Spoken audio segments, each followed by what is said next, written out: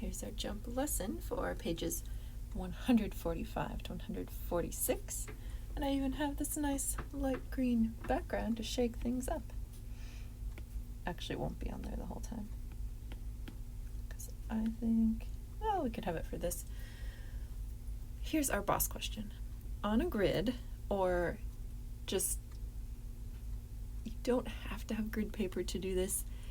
You can draw your own lines, or you can just kind of imagine the grid depending on whether that seems easy to you. Draw a square with sides 7 units long. So if you don't have a grid, you could measure it so that the sides are each 7 centimeters or 7 inches. Find the area and perimeter of the square. Then inside of the square, draw a shape that has an area smaller than the area of the square and a perimeter larger than the perimeter of the square. So the easiest way to do this is to use grid paper, but if you don't have it, you can just draw the square with 7 units on each side. So say you used centimeters, and then you're going to mark off the centimeters you're going to make. Let me see if I can draw this for you. Drawing.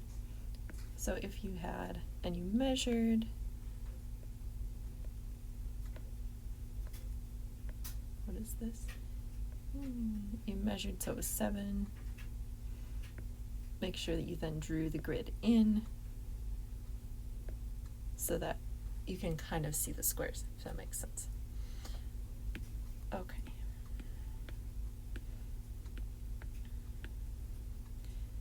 Here we have some review. Find the area of each rectangle, or square, but a square is a type of rectangle. So to find it, we always do length times width equals area. Now I'm calling the length L because I'm lazy. I'm calling the width W because I'm lazy. But you might wonder, why do I have a cursive L? Well, the reason I have this lovely cursive L is that a lowercase l looks like a 1. So kind of confusing. So I'm going to use this cursive L. Okay, so the area of this rectangle, we multiply the length 8 times the width 3 is 24. And so here you get 100, 10 times 10, and here you get 60, 12 times 5. Hopefully that feels like review to you. Okay, so find the missing side. So if we know, obviously if you know the length and width of a rectangle, you'll find the area pretty easily. But you can also find the length if you know, so if you don't know the length, if you know the width and the area, you can find it. So I'm going to call this length L. So L times the width of 4 equals the area, 24. So you can think to yourself, okay, what times 4 would equal 24? You can also use a related math fact, which we sometimes say is part of the same fact family. I don't remember if we use that term, but we probably did earlier in this year. So you can also say the length is 24 divided by 4. Both these are fine ways of thinking about it. So the length will end up equaling 6. And if we want to add our centimeters on the end, that will be just snazzy. Here's another one for practice. The length is 8 inches. The area is 24 inches square. What is the width? So just like with finding the length, finding the width is really the same process. 8 times the width is 24. Or you could think of it as the width will be 24 divided by 8. So the width is 3, and then we add our inches to the end. And if you want to check your answer, you can say, okay, so I've created a rectangle. It's 3 and 8. So 8 times 3 is 24. Yep, that's correct. Okay, so this is just for practice. Pause the video and try this out before you look at my answers, or at least if you do that, it would be the most helpful for you. Okay, hopefully you tried this. You should get the width of 6 meters because 6 times 7 is 42. And here you should have 9 centimeters because 9 times 5 is 45. You could write it like this.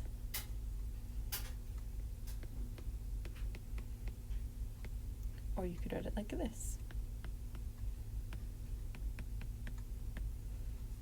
You could write, for part B, you could write 5 times the width equals 45. Or you could write that the width is 45 divided by 5.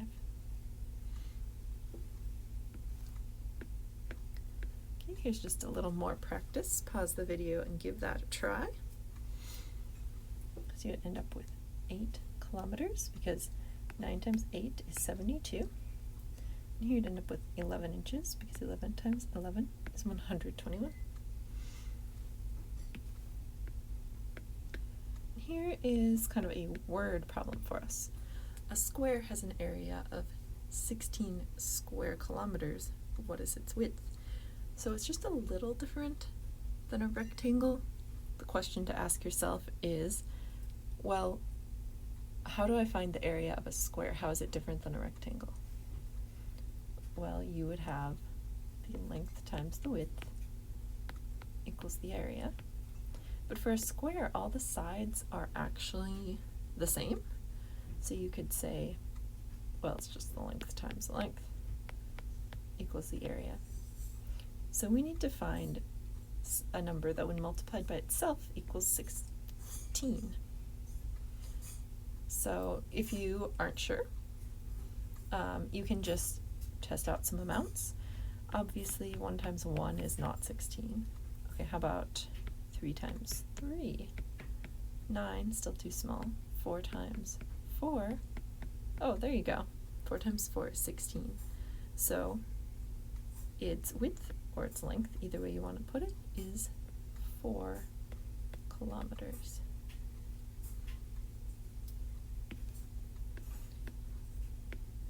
Okay, we have part 2 here. Let's bring back our soothing black. Oh wait, we're not quite ready. We have a review. No more soothing black. Okay. The perimeter. So here I drew the rectangles that we just solved the area to find the area, or to find the missing side length. So the area is written in the center of each of these because they're the ones we just solved. And then here's the side lengths we found.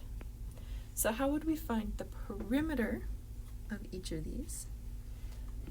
Probably you have an idea.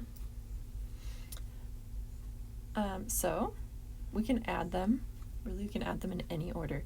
6 plus 7 plus 6 plus 7, which you could write as 2 times 6 plus 7. So that one is 26. That's our perimeter.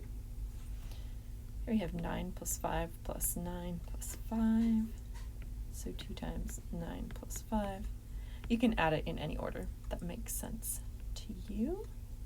So this is 28.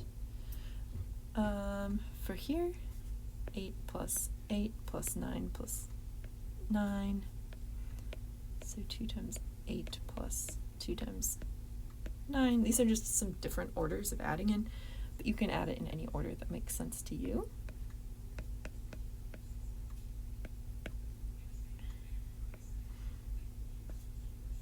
You end up with 34. And this one, each side is 11. So 11 times 4 equals 44. Or you can write 11 plus 11 plus 11 plus 11 is 44. So that's a quick review of perimeter. Okay, now I'm going to bring back this black background. Okay, kind of the end part here is we're going to compare the area and perimeter of these different shapes. So for rectangle A, we're going to find the area and the perimeter. First, I'll find the area. If you want, you can pause the video and do it first. You would get awesome practice. So 6 times 4 is 24. So I'm going to write 24 is the area. This area, 5 times 5, 25 is the area of B. 18 is the area of C, because 6 times 3 is 18. D, 1 times 11, well, the area is 11. And for E, 3 times 8 is 24. So that's the area of all of them. And now we're going to find the perimeter. So here, for part A, we have 6 plus 4. And then plus 6 plus 4 again. So we have 20 is our perimeter. Okay, for part B, we have 5 plus 5 plus 5 plus 5, or 5 times 4. Its perimeter is 20. Here we have 6 plus 3, that's 9, plus another 6 plus 3, so we get 18. Here we have 11 plus 11 is 22. 1 plus 1 is 2, so 22 plus 2 is 24. That's our perimeter. And here we have 3 plus 3 is 6, plus 8 plus 8 is 16, equals 22. Okay, so the question to ask is the rectangle with the biggest area always the rectangle with the biggest perimeter? So the biggest area here is 25. So does that also have the biggest perimeter? Nope. The biggest perimeter is this other. And if the rectangle has the smallest area, like D, the smallest area, does it also have the smallest perimeter? Well, no, actually it had the largest perimeter. The smallest perimeter belonged to rectangle C. Now there's also a couple rectangles that have the same area, like A and E, but they don't have the same perimeter. So the point of kind of comparing these is just to say the area and perimeter are really separate. Just because you've calculated a big area does not mean you're going to have a really giant perimeter. And just because you have a big perimeter doesn't mean you'll have a large area. So they don't necessarily match. Sometimes they're just completely the opposite. So just be careful when you are using area and perimeter that you don't conflate them and think they're the exact same thing. All right, last part is when would I use area and when would I use perimeter? So the first example is, say that you are putting a floor in a room. It could be some tiles. Would you want to know the perimeter, the distance around the room, or do you want to know the area, the flat space covered by the floor? Well, for floor tiles, you need to know the area because you're covering the entire flat surface of the floor. I hope. Now, if you instead are making a wooden border around the base of the floor, like sometimes you have a special kind of wooden trim that is either around the top of the ceiling of a room or around the base, that would just go in a circle around the edge. So wooden trim could go around the edge. If you were making a fence around your property, that would be the perimeter because it's just going around the edge.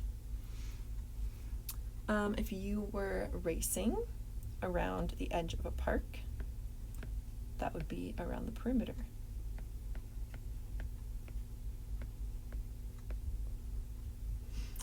If you are painting an entire wall, the wall needs to be completely covered in paint, not just the edge of the wall.